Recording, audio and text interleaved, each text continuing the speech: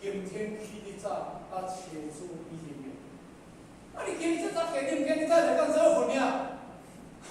这话听咧到会砍死人呢。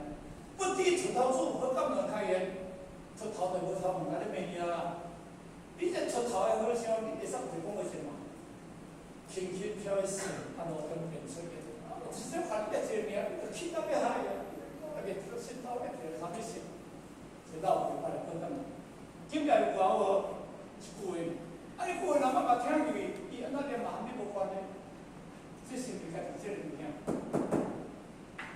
家己内心世界清。其实伊句话对你来讲係无有用，毋过你听着触着了后，你就产生你家己内在迄个众生迄个气的力量，气万能，把我的后边一句话来了解，看向你，赞叹你，赞叹他，毋是真正好老师，会指点我们的缺点，才是真正善知识。咱今拢爱听好听对不对？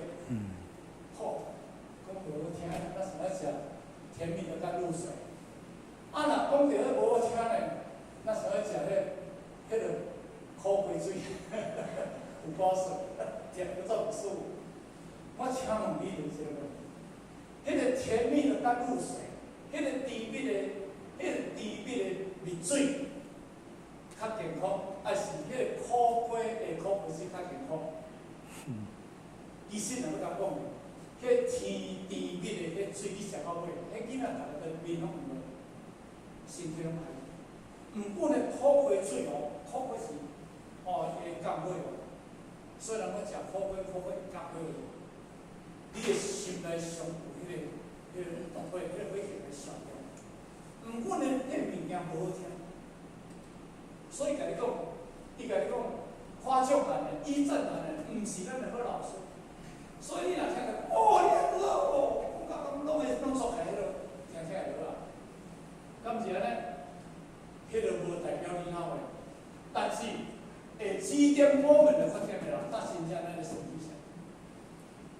今日若咧甲你教，咧爱人的人，我请问你各位，你厝咧教你听，敢会逐日拢一直咧学落，一直学落，你敢伊毋叫你别甲指点？